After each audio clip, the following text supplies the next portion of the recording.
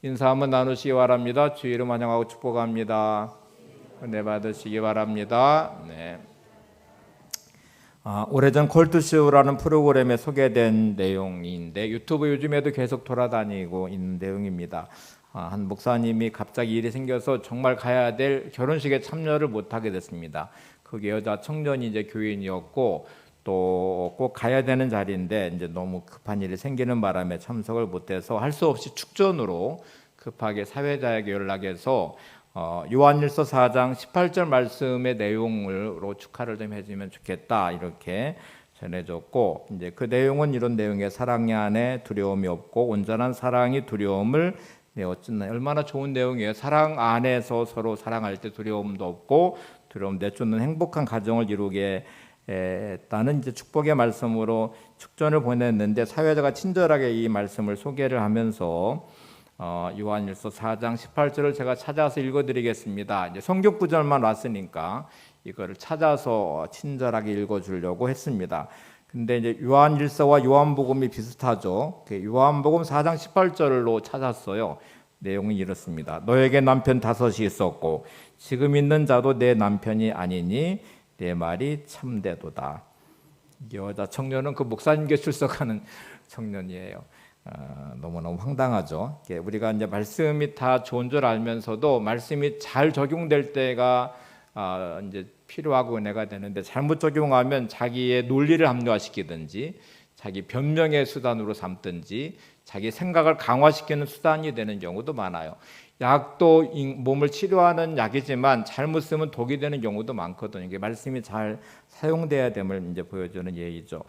오늘 우리가 가장 무서운 바람 유라굴로 강풍에 대한 말씀을 이제 살펴보려고 하는데 오늘 세 번째 시간이기도 합니다. 지난 말씀드린 대로 자연에서 이 대기의 공기들은 순환을 합니다. 이 대기의 고기압과 저기압, 기류에 따라서 순환이 되는데 이게 정화 작용을 해서 공기를 정화시켜요. 근데 어느 순간에 공기는 정체되면서 오염 농도가 심해지고 이제 그렇게 되면 태풍이라는 것이 뭐 이렇게 많은 피해를 주기도 하지만 공기 전체를 다 이렇게 완전히 뒤바꿔서 정화시키는 작용을 합니다. 우리나라에는 그 대기가 오염되는 경우가 많은 게 보도가 되기도 하잖아요. 미세먼지 특별히 이제 문제가 심한데 어느 순간에 막 바람이 확 불어서 이제 미세먼지가 깨끗해졌습니다. 그런 뉴스도 접하게 되잖아요.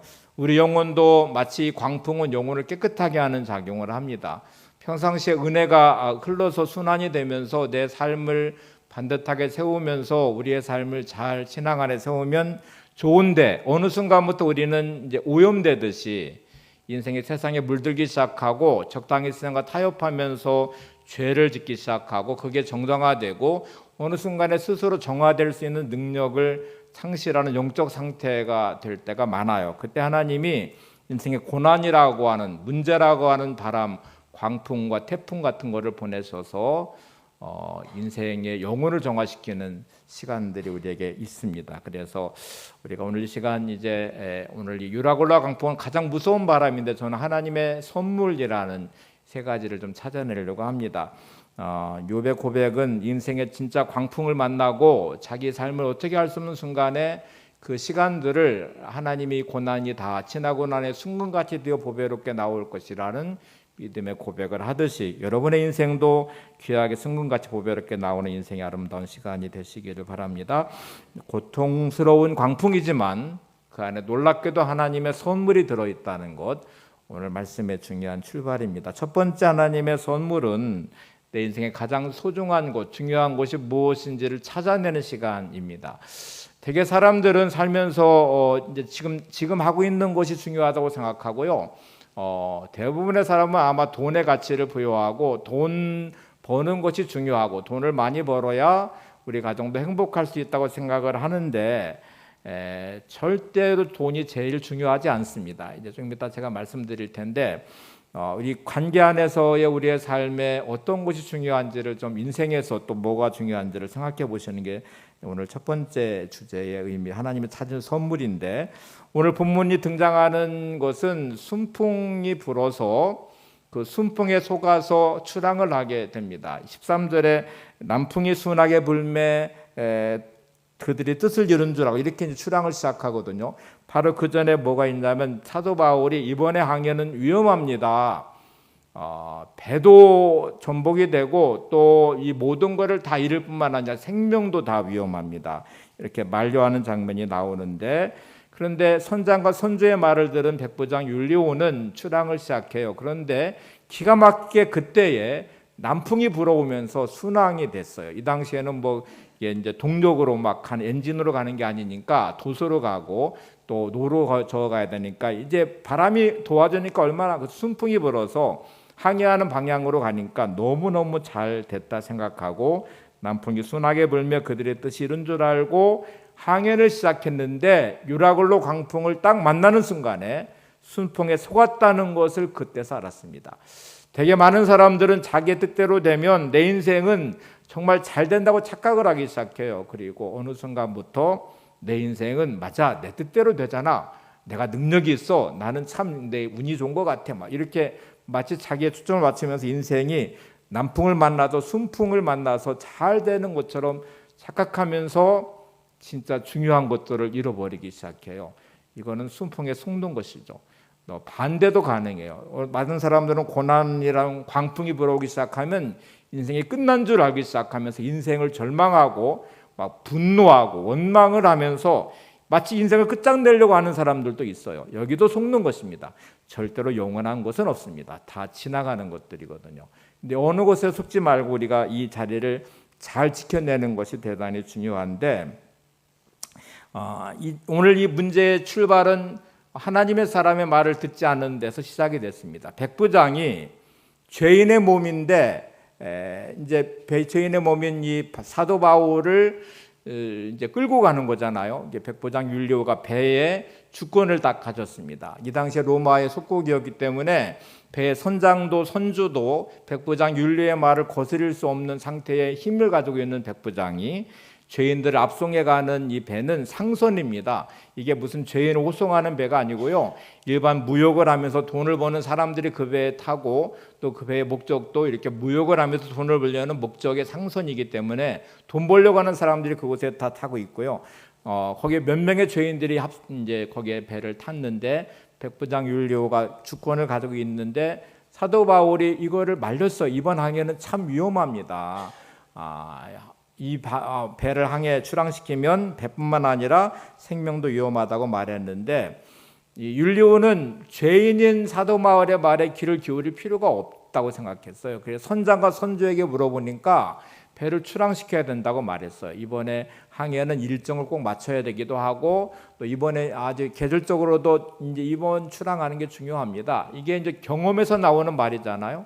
선장의 경험과 주인은 배의 선주의 말에 힘을 실어서 출항을 하게 되죠. 그런데 여러분, 우리가 뭔가를 결정할 때에 여러분은 결정의 근거를 찾아요. 어떤 분들은 나의 경험을 바탕으로 결정을 하죠. 어떤 분들은 내가 알고 있는 지식을 바탕으로 할 수 있죠. 어떤 분들은 세상의 가치를 따라 할 수 있고, 또 좀 더 나가면 전문가라는 사람들의 말에 따라서 이제 우리는 귀 기울여 듣고서 결정을 할 것입니다. 백부장 율리오의 결정이 그랬어요. 하나님의 사람의 말을 무시하면서 따랐던 것은 경험이 많은 선장, 또 배의 주인은 선주의 말을 따라서 결정을 한 것이니까 합리적인 결정인 것처럼 보이죠.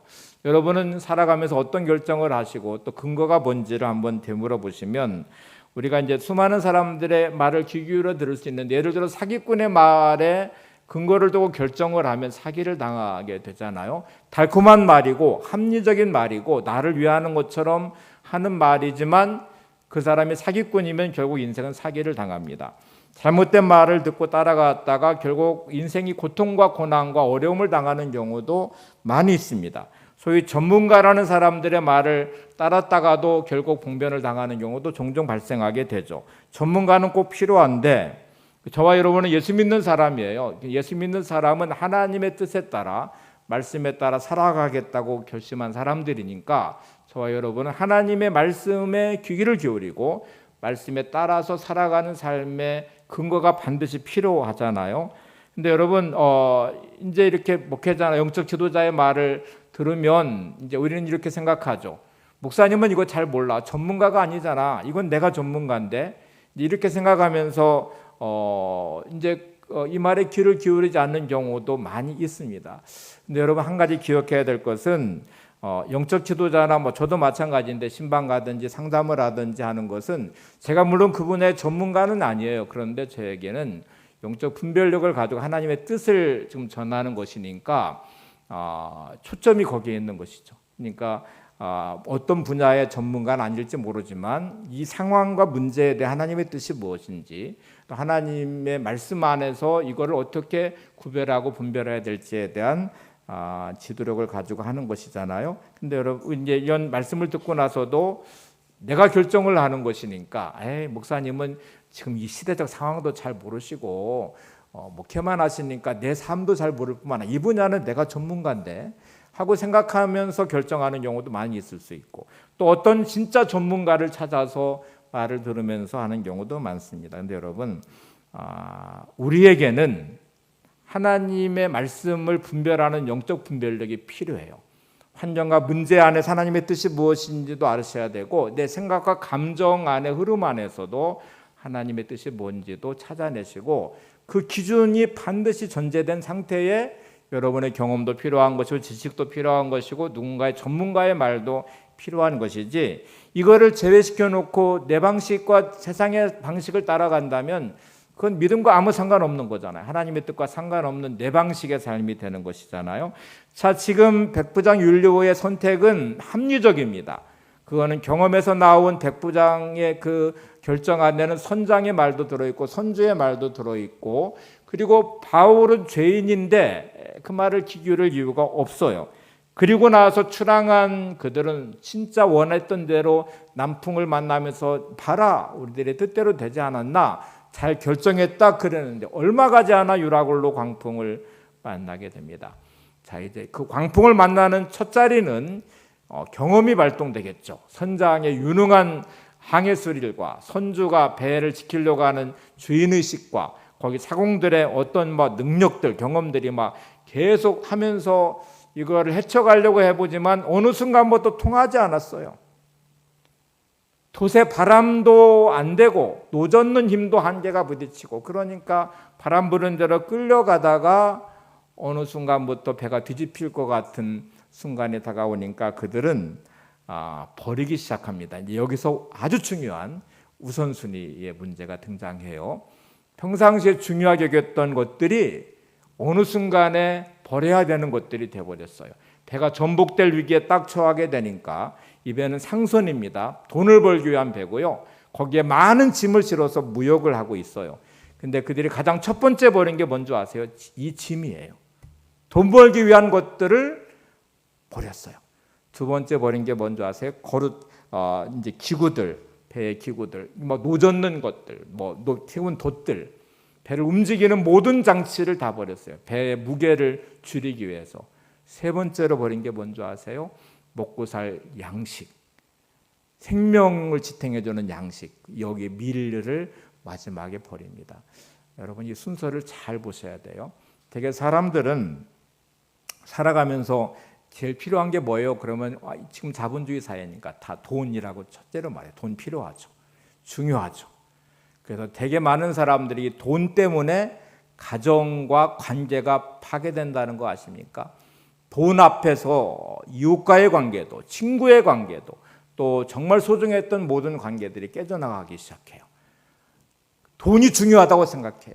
돈 앞에서 많은 사람들은 부부싸움을 하고 부부의 관계가 악화되기 시작합니다. 돈 앞에 부모와 자식의 관계도 악화되기 시작합니다. 심지어 이제 부모님이 돌아가시는 유산 상속 앞에서 형제들 간에 피 터지게 싸우다가 법정에도 갔다가 살인 사건도 일어나는 것들이 많아요. 근데 여러분 돈이 진짜 중요한 우선순위의 첫 번째일까요? 많은 사람들이 돈 버는 이유를 물어보면 우리 가족을 위해서 가정 행복을 위해서 말하는데 실제로 돈 때문에 가정은 깨지고 불행해지고 관계는 악화되는 경우도 많아요. 되게 사람들은 죽음 앞에 서는 순간에 돈 때문에 후회하는 사람은 한 명도 없다고 그래요. 다 관계로 후회를 합니다. 살아가면서 내가 이 우선순위 안에 가정을 지키지 못한 것, 관계를 지켜내지 못한 것을 후회합니다.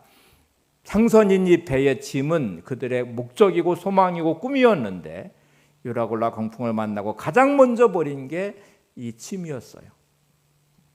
우리가 몸이 아파서 이제 병원에 가시면 치료를 하는 과정이 있어요. 평상시 이렇게 말할 거예요. 어떻게 팔다리를 잘라? 그거 불가능한 일이야.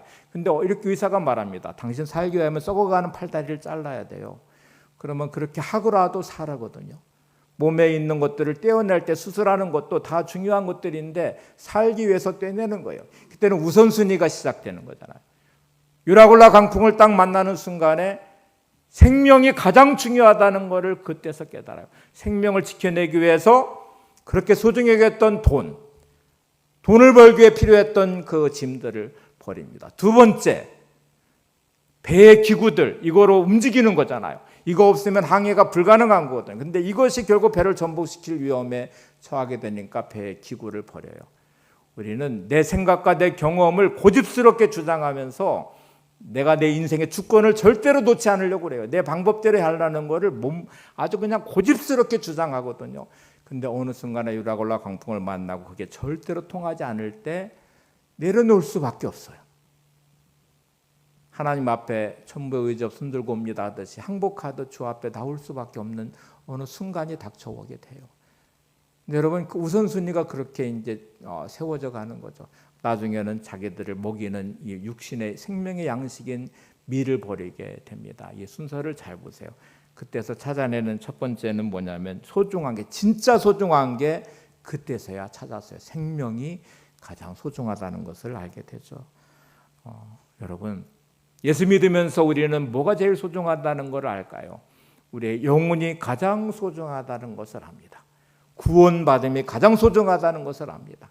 그런데 그렇게 생각하면 영혼 구원과 영생의 천국의 삶의 소중함을 알면 이제 이것을 위한 우리의 삶의 우선순위를 세워야 되거든요. 예배가 무너지면 안 되죠. 말씀이 우리의 삶에 사라지면 안 되죠. 기도가 우리의 삶에서 없어지면 안 되죠. 사역의 자리가 나의 삶의 가장 중요한 우선순위의 자리를 차지하게 되죠. 그런데 삶을 살면서 이거는 항상 우선순위의 뒷전으로 밀려나기 시작합니다.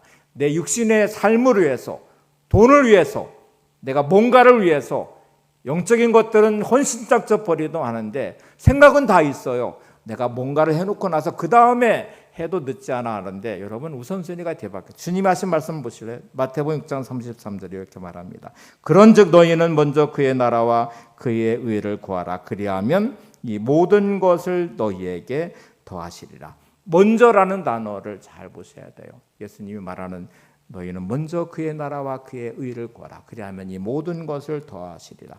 우리는 이 모든 것을 더해지면 그 다음에 그의 나라와 그의 의를 구해야지 이렇게 바꿔놓고 살아가니까 유라굴라 광풍을 만나게 되는 거예요. 그때서야 찾아지니까. 내 힘이 통하지 않는 순간에, 내가 원했던 것들이 다 망하는 순간에, 내 모든 것들이 깨어져 나가는 순간에, 모든 것을 버릴 수밖에 없는 어떤 지점이 오고 나서야 생명이 제일 중요하구나. 구원이 제일 중요하구나. 영혼이 제일 중요하구나. 인생의 끝자락에 서고 나서야 우리는 영혼의 가치를 발견하게 되잖아요. 우리가 여러분 평상시의 삶에 인생의 순풍과 남풍이 불어보는 인생의 시간을 보내신다면 우선순위가 무너지지 않도록 지켜내는 게 너무너무 중요하죠. 1845년에 영국의 탐험대가 북극해의 항로를 개척하기 위해서 출항을 하게 됐습니다. 이때 프랭클린이라는 이제 장교, 군인 장교가 지휘를 맡게 됐는데 이 항로는 너무너무 중요했어요. 무역이 막 시작되는 시점에 영국은 이제 해가 지지 않는 나라가 되는 이제 중요한 시작점이었거든요. 그러니까 항로가 개발되는 것이 제일 중요해서 북극해를 통해서 갈 수 있는 나라들의 항로를 찾아내기 위해서 이 출항을 하는 거였습니다. 그래서 배가 출항을 했는데 만반의 준비를 다 갖춰서 이제 출항을 시작했고 새로운 항로를 개척하는 너무너무 중요한 임무를 맡았어요. 근데 북극해에 도달했을 때 연료가 떨어졌어요. 증기선이 막 이제 나왔던 시대니까 연료가 딱 떨어져서 선원들과 사람들은 이제 연료가 창고에 충분히 비축되어 있을 거라고 생각을 하고 창고문을 딱 열었는데 너무너무 충격이었어요. 그 창고에는 기름이 하나도 없고요. 연료가 하나도 없고 거기에는 온통 크리스탈로 되어 있는 컵과 사계로 된 접시와 은으로 만든 장교 이름이 새겨진 은접시만 가득 들어 있었어요. 프랭클린 장교는 준비를 어떻게 했냐면 연료를 준비한 게 아니고 새로운 항로를 개척해서 어떤 나라에 도착하면 그 나라의 사절단으로 가는 거니까 그들과 선물을 주어서 이제 교역의 관계를 잘 맺는 외교 관계를 생각하면서 그 창고에 이런 선물들 사치품으로 가득가득 채웠어요. 근데 정작 그 항해에 가장 필요한 것은 연료였거든요. 연료가 없는 상태의 그 배는 북극해에 도착해서 멈춰서게 됐어요. 그 얼음 점점 이제 굳어지는 얼음의 상태에 배는 점점 침몰하기 시작했어요. 너무너무 위급한 상태이기 때문에 눈썰매 준비한 눈썰매를 내려놓고 사람들은 이제 거기서 눈썰매를 타고 탈출을 시도했습니다. 근데 프랭클린 장교는 마지막까지 미련을 못 보내고 다른 건 몰라도 이 은으로 만든 그릇, 이 귀한 그릇은 다 챙겨가야 돼 하고 그 썰매에 그 은의 그릇을 막 가득가득 싣다가 얼음이 깨지면서 거기서 침몰당해서 죽게 돼요. 여러분, 진짜 내 인생에 소중한 게 도대체 뭘까요? 여러분, 무엇을 위해서 이렇게 힘쓰고 애쓰십니까? 내게 원했던 것들이 이루어지지 않는다고 막 분노하고 또 짜증내고 그러면서 가정은 깨져나가고 있지 않습니까? 관계는 또 악화되고 있지 않나요? 우리가 예수 믿고 나서 영생이 가장 소중하다는 것, 구원이 가장 소중하다, 영혼이 가장 소중하다는 것을 머리로는 알지만 왜 내 삶에서 우선순위에 내 이것이 늘 뒤로 밀려 있을까요? 왜 예배는 목숨처럼 지켜지지 않을까요? 왜 말씀은 나의 삶에 헌신짝 버리듯 말씀은 사라져버리고 온통 내 감정과 생각과 세상의 논리만 내 안에 가득하고 내 생각이 그거를 움직여가고 있을까요? 왜 나의 삶에는 사역은 뒷자리이고 이런저런 이유로 밀려나는 나의 삶의 영적인 부분들을 한번 점검해 보시면 오늘 주님 말씀에 귀 기울이셔야 돼요. 너희는 먼저 그의 나라와 그의 의를 구하라.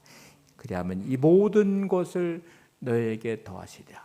혹시 유라굴로 강풍 같은 문제를 만나시다 하나님은 이렇게 우리에게 말씀하십니다. 너가 우선순위를 좀 찾아라. 광풍을 만나고 나서 이 선원들과 이 배에 있는 사람들의 모습을 봐라. 그렇게 소중히 여겼던 목숨같이 생각했던 상선에 타 있는 돈을 벌 것 같은 짐들은 가장 먼저 버려요. 배를 움직이는 기구가 또 버려져요. 목숨을 지탱하는 마지막 보루인 양식의 밀도 마지막에 버릴 수밖에 없어요. 남아있는 생명을 배가 전복되는 걸 막기 위해서 그들은 그렇게까지 몸부림을 칩니다. 두 번째 찾은 선물은 하나님을 만나는 것이었습니다. 인생의 가장 큰 복은 하나님을 만나는 것이죠. 근데 평상시는 잘 몰라요. 하나님 만나는 게 가장 큰 복이야. 이거를 잘 몰라요. 내 자신을 내려놓고 한계에 부딪히고 나서야 하나님을 찾고 하나님을 만나는 자리로 가는 사람들이 많아요. 유라굴라 공풍을 만나기 전까지는 하나님을 만나는 게 그렇게 큰 복인 줄을 잘 몰라요. 하나님과 동행하는 복이 얼마나 큰 복인지를 잘 몰라요. 하나님의 말씀에 순종하며 살아가는 것이 얼마나 큰 복인지를 잘 몰라요. 사도 바울에게 찾아온 하나님께서 이렇게 말씀을 하십니다. 사도행전 27장 23절 한번 보세요. 내가 속한 바 곧 내가 섬기는 하나님의 사자가 어젯밤에 내 곁에 서서 말하되, 그 어젯밤은 유라굴라 강풍으로 가장 고통스러웠던 모든 것을 다 버리고 꿈과 희망이 사라져버린 그 순간에 그 밤에 하나님은 사도 바울을 찾아오십니다. 여러분, 힘들고 어려운 유라굴라 강풍을 만나고 힘들어 하신다면 오늘 여러분을 찾아오시는 하나님을 만나셔야 돼요. 나의 마음만을 두드리시고 오늘도 내 삶에 개입해 오시며 나를 찾으시는 하나님을 만나셔야 돼요. 거기에 희망이 있어요. 내 생각과 내 경험과 내 방식으로 아무리 몸부림쳐도 이제 아무것도 통하지 않는 유라굴라 공풍 앞에 모든 것을 다 버렸고 그냥 배가 바람에 따라 흔들리면서 어떻게 될지 모르는 불안감과 두려움에 있는 그 밤에, 그 어젯밤에 하나님은 바울을 찾아오셨습니다. 이 환난 중에 수많은 고비를 넘겼던 사도 바울은 환난이 주는 의미가 뭔지를 깊이 깨닫게 돼요. 도대체 유라굴라 강풍 같은 환난을 만나고 고난을 당할 때 왜 이런 고난과 환난이 내게 찾아오는지를 바울은 이렇게 고백을 합니다. 고린도서 1장 3절 4절을 같이 보시죠. 찬송하리로다. 우리 주 예수 그리스도의 하나님이시오 자비의 아버지시오 모든 위로의 하나님이시며 우리의 모든 환난 중에 우리를 위로하사 우리로 하여금 하나님께 받는 위로로서 모든 환난 중에 있는 자들을 능히 위로하게 하시는 이시리로다. 환난을 경험하면서 사도 바울은 찾아오시는 하나님이 어떤 의미인지를 깨달았어요. 그거는 위로였습니다. 나를 찾아오시는 하나님은 나의 위로를 하시는 위로자 하나님이셨어요. 그리고 그 위로하신 하나님은 그 환난을 통해서 위로를 받고 힘을 얻어서 환난을 이기게 하실 뿐만 아니라 이제 환난 당한 사람들을 위로하게 하는 위로자로 삼으신다는 것도 깨달았어요. 바울은 이 고난의 유라굴라 강풍 같은 풍랑과 고난을 지나가면서 이 모든 환난의 의미는 찾아오시는 하나님을 만나는 것이고 그 하나님을 만날 때 위로가 있다는 것도 알게 되고 회복이 된다는 것도 알았고 회복케 하신 하나님은 또 누군가를 위로하는 사명도 주어진다는 걸 알았다. 그래서 찬송하리로다 이렇게 시작하죠. 환난을 만나셨습니까? 위로의 하나님을 만나시기 바랍니다. 그 하나님을 찬송하시기 바랍니다. 그리고 그 하나님을 통해 힘을 얻으시고 승리하셔서 여러분의 위로자가 되는 아름다운 삶이 되시기를 바랍니다. 찾아오신 하나님은 두려워 말라고 말씀하시면서 바울을 위로하실 뿐만 아니라 이제 바울에게도 소망을 주시는데 특별히 그렇게 할 때 찾아오는 또 올라온 선물은 평안이에요. 주님을 만날 때 위로의 주님 안에서 평안을 누리게 되고 평강의 삶으로 가게 됩니다. 요한복음 16장 33절을 보시죠. 이것을 너희에게 이루노니 이것 너희로 내 안에서 평안을 누리게 하려 함이라. 세상에서 너희가 환난을 당하나 담대하라. 내가 세상을 이기었노라. 세상을 이기신 주님이 찾아오셔서 나를 위로하실 때 그 주님 안에 평안을 누리게 되고 평안 안에서 주님과 동행을 하게 되죠.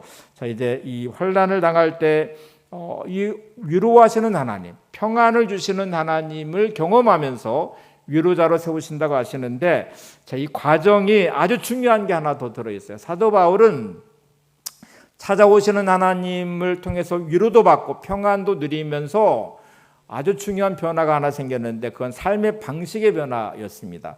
성경 한 구절을 더 볼게요. 고린도후서 1장 8절 9절을 보세요.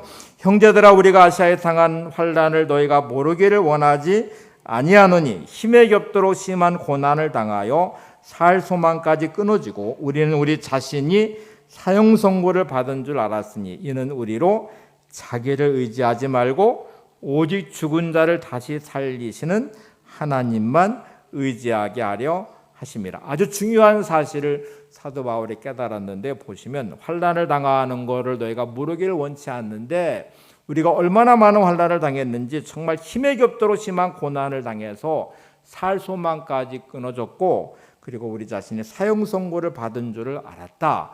이 말은 진짜 죽을 것 같았다. 희망이 하나도 없었다. 어려움을 만날 때 나 진짜 죽을 것 같아.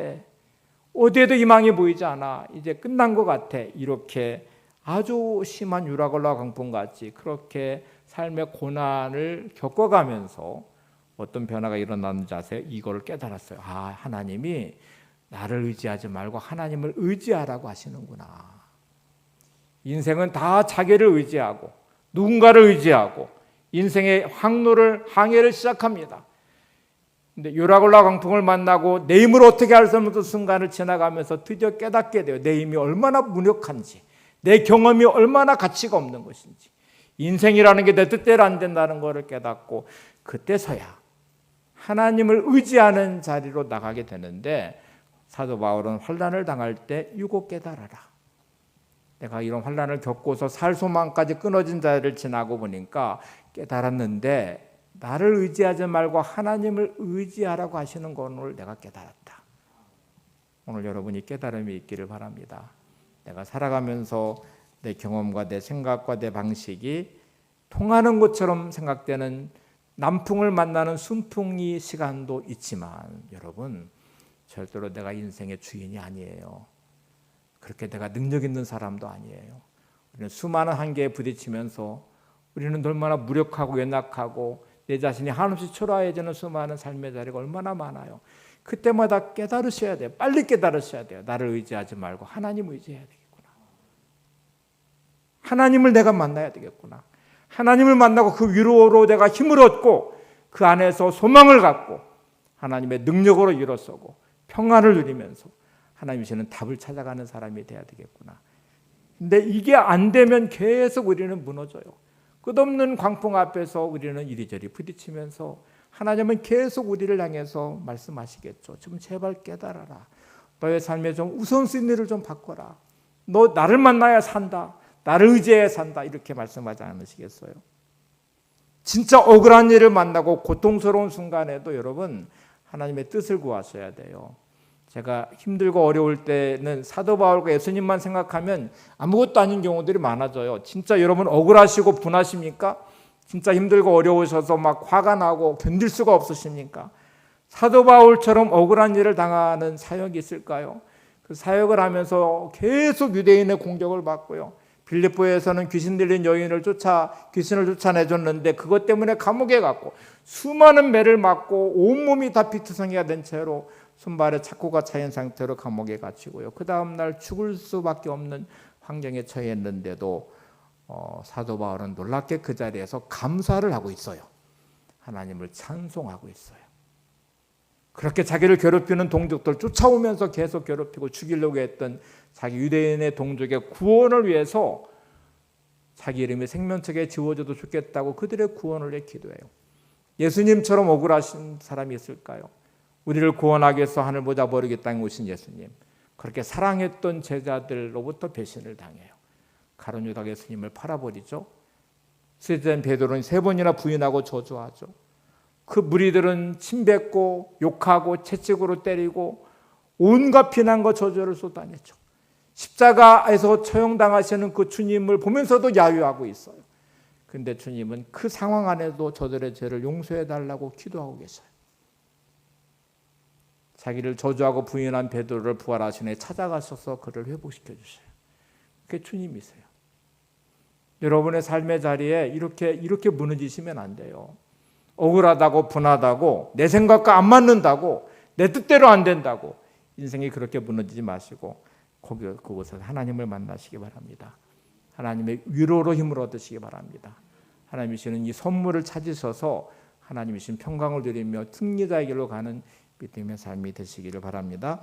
자, 2번째까지 맞춰서 3번째는 아주 중요한 2가지가 딱 되시면 하나님을 만나면서 우선순위가 분명해지고 만나면서 위로를 받고 힘을 얻고 평강을 누리고 하나님의 인도하심 안에서 위로를 받으면서 누군가를 위로할 수 있는 사람이 되고 그리고 하나님이 주시는 사명을 찾아가는 이 3번째 단계가 이제 중요한데 3번째는 사명을 찾고 믿음이 더 강해지는 자리입니다.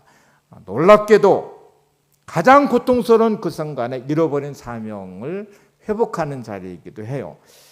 바울은 사명을 위해 목숨을 내놨던 사람이에요. 복음을 전하는 일을 위해서 자신이 타협하지 않고 계속 예루살렘에서 붙잡혀서 재판을 받는 과정 안에서 로마로 가기를 소망하면서 주의 복음을 전하는 사명을 붙잡았어요. 근데 그는 지금 유라굴라 강풍을 만났어요. 그리고 그 목숨이 위태로운 상태가 놓여져 있었어요. 그런데 하나님께서 다시 이 밤에 찾아오셔서 그 사명을 회복시켜 주십니다. 이 사도행 27장 24절을 보세요. 같이 보죠. 바울아 두려워하지 말라. 내가 가이사 앞에 서야 하겠고 또 하나님께서 너와 함께 항해하는 자를 다 내게 주셨다 하였으니. 자, 하나님이 지금 바울에게 말하는 것을 잘 보세요. 바울아 두려워하지 말아라. 내가 누구 앞에 서야 돼요? 가이사 로마의 황제 앞에 서야 될 것이고 하나님께서 너와 항해하는 모든 사람들도 다 내게 주셨다. 이들의 생명도 살려주시겠다고 말씀을 하셨어요. 자, 이 말씀이 바울이 담대하게 힘을 얻어서 이제 사람들에게 말하는 근거가 됩니다. 여러분, 사명이 확인되면 그 사명으로 인해서 우리는 힘을 얻어요. 그리고 그 사명 때문에 어려움을 극복하게 되고요. 모든 삶을 떨치고 일어서는 삶을 살 수 있습니다. 그래서 바울은 이미 유라굴라 강풍은 그대로 존재하고요. 배는 전복될 것 같은 위험에 있지만 하나님 말씀을 딱 듣는 순간에 자기는 이미 가이사 앞에 서 있는 사람이에요. 이미 풍랑은 잔잔해져 있고요. 그리고 모든 사람의 생명이 다 안전할 것이라고 확신하고 있어요. 이게 이제 믿음이거든요. 믿음이 강해지는 것이죠. 우리가 말씀 붙잡고 변하지 않는 상황과 문제 앞에서 믿음으로 선포하는 것이 얼마나 중요합니까? 사명으로 내 자신을 세워서 흔들리지 않는 게 얼마나 중요합니까? 감리교를 창시한 요한 웨슬리는 이렇게 말하거든요. 나는 사명을 완수하기까지 불멸이다. 한번 따라서 보죠. 나는 사명을 완수하기까지 불멸이다. 이게 영원히 산다는 말이 아니고요. 사명을 완수할 때까지 하나님이 자기를 지키실 거란 확신이 있었어요. 주신 사명을 이룰 때까지 하나님은 절대로 내 생명을 해하지 않을 것이다. 어떤 상황과 문제든지 하나님은 나를 지켜주실 것이다. 어떤 문제든지 반드시 나는 극복해낼 것이다. 왜냐하면 내가 지금 사명을 붙잡고 있으니까. 이 사명은 나를 지킨다는 믿음이 있어요. 하나님이 주신 사명이 완수될 때까지 하나님은 지키실 것입니다. 여러분의 인생의 사명을 찾으셨습니까? 하나님이 내게 주신 사명이 뭔지를 아셨나요? 그 사명을 이룰 때까지 하나님 여러분을 지키실 것입니다. 그 사명을 이루기 위해서 하나님 여러분의 삶을 풀어내실 것이고 기적을 행하실 것이고 여러분의 건강을 회복시킬 것이고 물질의 문제를 풀으실 것이고 여러분의 모든 길을 뚫어내실 것입니다. 그건 하나님이 주신 사명 때문에 그런 거예요. 근데 사명을 잃어버린 나는 유라굴라 공평을 만나죠. 왜냐하면 사명을 찾아야 되니까. 하나님은 이 과정을 통해 사명을 확인하기를 원하세요. 찾아내기를 원하세요. 그래야 하나님이 유라굴라 공평을 잔잔하게 하시거든요. 다시 사도 바울은 이 광풍 중에 사명을 다시 확인해요. 그리고 그 사명을 이룰 때까지 하나님이 지켜주신다는 놀라운 응답을 받습니다. 가이사 앞에 설 것이다. 여기는 276명의 생명 한 사람도 생명을 해하지 않을 것임을 말씀하고 있습니다. 자, 이제 사도 바울의 이 고백을 잘 보세요. 이 말씀을 들은 사도 바울은 이제 이렇게 외쳐요. 사도행전 27장 24절 25절을 보세요. 바울아 두려워하지 말라. 내가 가이사 앞에 서야 하겠고 또 하나님께서 너와 함께 항해하는 자를 다 내게 주셨다 하였으니 그러므로 여러분이요 안심하라. 나는 내게 말씀하신 그대로 되리라고 하나님을 믿노라.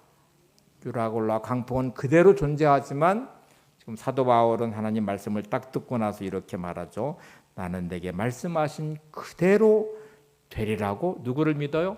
하나님을 믿노라. 오늘 여러분에게 이 믿음이 있으십니까? 오늘 이 광풍을 만날 때 이 믿음의 회복이 되셔야 돼요. 믿음이 강해지셔야 돼요. 말씀하신 그대로 될 것을 제가 믿습니다. 하나님이 말씀하셨기 때문에 그 말씀대로 저는 가이사 앞에 설 것입니다. 여기에는 276명의 생명 한 사람도 죽지 않을 것입니다. 이렇게 말하면서 이유는 딱 하나예요. 하나님이 말씀하신 그대로 되리라고 저는 하나님을 믿습니다. 오늘 여러분에게 이 믿음이 있기를 바랍니다. 여러분 주신 귀한 삶이 절대로 무너지지 않는 이유는 사명을 찾으시면 돼요. 사명을 회복하시면 돼요. 하나님이 왜 나를 오늘 살게 하시는지, 우리 가정 안에서의 내 사명이 무엇인지, 일터에서 나의 사명이 무엇인지, 하나님이 나를 통해 무엇을 기대하시는지, 하나님이 주신 사명을 찾아내시고 사명에 굳게 서셔서 하나님을 신뢰하시면 하나님은 여러분의 인생을 열어가실 것입니다. 유라굴라 광풍을 잔잔케 하실 것이고 하나님의 역사를 이루어 가실 것입니다. 자, 이제 그렇게 말하고 난 다음에 드디어 사도 바울은 마지막 남아있는 양식에 다 던져버리고 마지막 보루예요. 그 남겨져 있는 양식에 떡에다 축사를 하고 나눠서 먹게 합니다. 육신의 힘의 근원은 음식이죠. 양식이죠. 여러분 영의 힘은 어디서 오는 것일까요? 영의 양식은 말씀으로부터 오는 거죠. 말씀 없이 절대로 우리의 영의 힘은 얻을 수 없습니다. 우리의 영혼의 양식은 하나님의 말씀이에요. 말씀이 부재한 삶은 절대로 하나님의 능력으로 살 수 없어요. 말씀이 부재한 인생은, 말씀이 결핍되어 있는 삶은 절대로 사명으로 살 수도 없어요. 말씀이 결핍된 인생은 절대로 믿음으로 살 수도 없어요. 우리의 생각과 감정 안에 하나님의 말씀이 흘러가고 있습니까? 영의 양식은 말씀을 섭취하고 있습니까? 말씀으로 여러분 힘을 얻으십니까? 육신의 힘을 위해서 음식을 먹는데 우리 영이 살아가는 말씀은 왜 결핍되어 있어요? 영양실조에 걸려 있는데도 모르고 여전히 우리는 육신의 삶을 살아가요. 사명을 망각한 채로 사명을 잃어버리고 살아가요. 믿음이 결핍된 상태로 가요. 물이 흐르는 곳에 식물이 자라듯이요. 말씀이 흘러가셔야 여러분의 영은 자라요. 힘을 얻을 수 있어요. 여러분의 믿음의 힘은 거기서 자라는 거예요. 말씀에 순종하면서 자라는 거예요. 대개 사람들은 나는 말씀 알아. 근데 아는 것이 순종으로 따라가지 않으면 절대로 믿음의 힘은 키워지지 않아요. 이게 우리의 아주 가장 무서운 함정일 수 있어요. 대개 사람들은 신앙에 오래 믿은 신앙의 경력으로, 알고 있는 말씀으로, 또 신앙의 직분으로 자기 인생이 마치 하나님 앞에 세워진 것처럼 착각하는 사람들이 얼마나 많은지 몰라요. 여러분, 오래 믿은 사람이 순식간에 시험 들고 아주 안 믿는 사람보다 더 악해진다는 것도 아십니까? 한순간에 불신앙으로 가서 진짜 믿음 없는 저렇게 믿음이 없을까라고 말하는 모습으로 취해지는 경우도 아십니까? 하나님 말씀을 너무너무 잘하고 있는데도 믿음 없이 살아가는 사람도 아십니까? 이여롱 교수님 이제 돌아가셨지만 이분이 이화에 대해서 비평학, 이제 국문학 이걸 가르치는데 성경도 가르쳤다는 거 아시나요? 성경을 가르쳤어요. 근데 무신론자래요. 성경을 문학적으로, 비평학적으로, 논리적으로 강요하고 강의하고 그래요. 근데 자기는 무신론. 그렇게 많이 아는데도 무신론자예요. 딸을 통해서 예수님을 인격적으로 만나고 나서 그때서 말씀이 영의 양식이 됐고요. 자기를 살리는 하나님 말씀이 됐어요. 여러분은 말씀을 믿으십니까? 말씀을 살아내고 계십니까? 말씀에 순종하십니까? 믿음은 거기서 생기는 거예요. 하나님의 능력은 거기서 나오는 거예요. 말씀으로 살아내는 순종의 자리가 내 믿음이 키워지는 자리예요. 시련과 문제의 유라굴라 강풍을 만나셨습니까? 여러분의 믿음의 근육이 강해지는 자리예요. 헬스하는 분들, 운동하는 분들은 근육을 강화시키기 위해서 계속 그 고통스럽게 뭔가를 운동을 해요. 그거는 그 과정을 통해서 근육을 강화시키는 것이거든요. 우리의 모든 문제와 시련은 여러분의 믿음의 근육을 강화시켜야 됩니다. 근데 많은 사람들이 그나마 있는 믿음도 실종돼 버려요.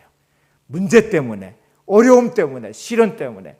그 순간에 하나님을 만나고 그 순간에 믿음의 근육이 키워져야 되는 자리에 온통 불평과 원망이 쏟아지면서 그나마 있는 신앙도 다 까먹어버리고 그나마 있는 믿음도 다 사라져버리고 안 믿는 사람보다 더 악해져 있고 믿음이 결핍되어 있는 삶은 온갖 인간의 생각과 감정만 난무하고 그 안에 믿음을 찾아볼 수 없는 삶의 자리가 얼마나 많은지 몰라요. 근데 여러분, 하나님을 만나셔야 되고 하나님 안에서 믿음이 키워지셔야 되고요. 잃어버린 사명도 회복하셔야 돼요.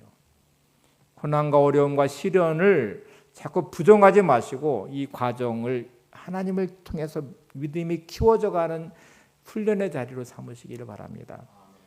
영국의 식물학자인 알프레드 러셀 윌리스라는 분이 있는데 이분의 책에 재미있는 경험 하나를 소개하고 있어요. 하루는 이제 꼬치에서 나비가 나오는 과정을 지켜보게 됐는데요. 이 꼬치가 단단하잖아요. 근데 이거를 찢으면서 막 이게 나와야 되는 과정은 막 몇 시간 몸부림을 치면서 나와요. 이렇게 날개가 형성되는데 다 꺾여 있는 날개에 그 액체가 막 다 온몸을 뒤덮고 있고 그런데 그 뇌 꼬치를 찢으면서 나오는 그 과정이 너무너무 고통스러운 과정과 시간이 수없이 많은 몇 시간이 걸리거든요. 그래서 이 알프레드 러셀 윌리스라는 이 학자가 그걸 보면서 안타까워서 이제 도와줄 마음으로 칼로 날카로운 칼로 이 꼬치를 찢었대요. 그래서 나비가 나올 수 있도록 도와줬는데 얼마 지나지 않아서 나비가 죽었어요. 왜 그런지 아세요? 꺾여버린 그 날개, 액체로 뒤덮어 범벅이 된 몸 상태는 뇌 꼬치, 그 꼬치를 찢으면서 힘을 얻어요. 그 몸부림을 막 치면서 날개에 힘을 얻고요. 그 날개를 펴려는 그 몸부림을 통해서 구겨졌던 접혔던 날개들이 펴지기 시작하고 그래서 그 과정 안에서 액체는 말라가고 그러면서 이제 날아가는 힘을 거기서 얻어요. 근데 그 꼬치를 찢어주면 그 과정이 생략돼 버렸잖아요. 생략돼 있는 그 나비는 날개를 날 수 있는 힘을 얻지 못해요. 꺾인 상태로 그대로 죽어버려요. 우리 인생이 그렇다는 거 아십니까? 시련과 고난을 지나면서 믿음의 날개를 펴셔야 돼요. 힘을 얻으셔야 돼요. 우리는 그렇게 성장하는 거거든요. 문제를 풀어가면서 아이들은 실력이 돌아가듯이 삶의 수많은 문제를 풀어가는 과정 안에 하나님을 만나고 영적으로 새로워지고 사명을 회복하고 기도하는 시간을 확보하고 하나님의 깊은 은혜를 경험하며 위로하시는 하나님, 힘주시는 하나님, 평강케 하시는 하나님의 능력을 경험하면서 우리는 드디어 믿음의 힘을 얻게 되죠. 믿음의 날개를 펴게 되죠. 그리고 그 안에서 우리는 새로워진 인생의 길을 열어가게 됩니다. 근데 이게 생략돼 버리면, 이게 싫다고 부정하고 이 과정을 생략해 버리면 우리는 그 안에서 매몰돼서 죽게 돼요. 영혼이 죽어가요. 우리의 삶이 꿈을 잃어버리며 죽어요. 삶이 비참하게 늪에 빠져도 허우적거리면서 살아가다가 죽어요. 여러분, 주어진 삶에 여러분의 믿음의 노력을 멈추지 마셔야 됩니다. 하나님을 향한 갈망과 소망과 예배를 멈추지 마셔야 돼요. 기도의 시간을 빼앗기지 마셔야 돼요. 하나님을 향한 이 귀한 삶의 몸부림을 멈추지 마셔야 돼요. 이 과정을 통해서 하나님은 이제 유라굴라 강풍을 멈춰주시고 드디어 거기 있는 270명의 모든 생명을 다 구원해 주십니다. 사도행 21장 44절을 보세요. 그 남은 사람들은 널조가 고건 배 물건을 의지하여 나가게 하니 마침내 사람들이 다 상륙하여 구조되니라. 오늘 이 세 가지 선물이 계속 찾아 확인되면서 그들이 세워지고 나서 마침내 그들이 다 구원을 받았대요. 마침내 유라굴라 강풍은 잔잔해졌고 마침내 그들은 다 육지로 상륙하게 됐대요. 오늘 여러분이 이 마침내 은혜가 있기를 바랍니다. 옆에 분에게 마침내 은혜가 있기를 바랍니다. 마침내 여러분의 모든 환난과 고통의 유라굴라 강풍은 멈춰지고 마침내 여러분의 모든 물질의 결박은 풀어지고 마침내 모든 질병은 다 떠나가고 마침내 관계의 모든 상처는 회복되고 하나님의 은혜 안에 세워지는 놀라운 하나님의 사람으로 승리하시기를 바랍니다. 그 자리는 하나님을 깊이 만난 자리가 될 것이고 그 자리는 잃어버린 사명을 회복한 자리가 될 것이고 그 자리는 위로하신 하나님의 은혜 안에서 우선순위가 분명해지고 하나님의 능력으로 믿음의 날개를 다른 놀라운 하나님의 사람으로 우뚝 선 자리가 될 것입니다. 이게 우리의 승리의 자리예요. 오늘 세 가지를 살펴봤어요. 우선순위가 분명해져야 된다고 말씀드렸잖아요. 여러분, 지금 여러분의 삶에 우선순위가 무너져 있다면 빨리 회복하셔야 돼요. 더 큰 유라굴라 강풍을 만나기 전에, 더 큰 고난을 하나님은 절대로 포기하지 않으실 것입니다. 여러분의 삶이 예수님의 목숨의 값이기 때문에 독생자를 내주신 하나님의 사랑이 들어있기 때문에 자녀를 사랑하는 부모는 자녀를 포기할 수 없어요. 그래서 애달게 그를 향해서 몸부림쳐요. 제가 아는 목사님 한 분은 자녀가 계속 탈선하고 나중에 중학교 때 경찰서까지 갔거든요. 제가 섬겼던 교회의 목사님이신데 나중에는 이 목사님이 머리를 깎았어요. 금식 기도를 하면서 애를 붙잡고 사정을 했어요. 제가 그 교회 갔을 때는 그분이 변해서 아드님이 신학교를 다니고 있더라고요. 여러분, 하나님은 포기하지 않으세요. 그러니 우선순위를 찾아놓으셔야 돼요. 여러분의 삶에 지금 가장 먼저 서 있는 우선순위가 진짜 여러분의 생명보다 중요하십니까? 여러분의 가정보다 중요합니까?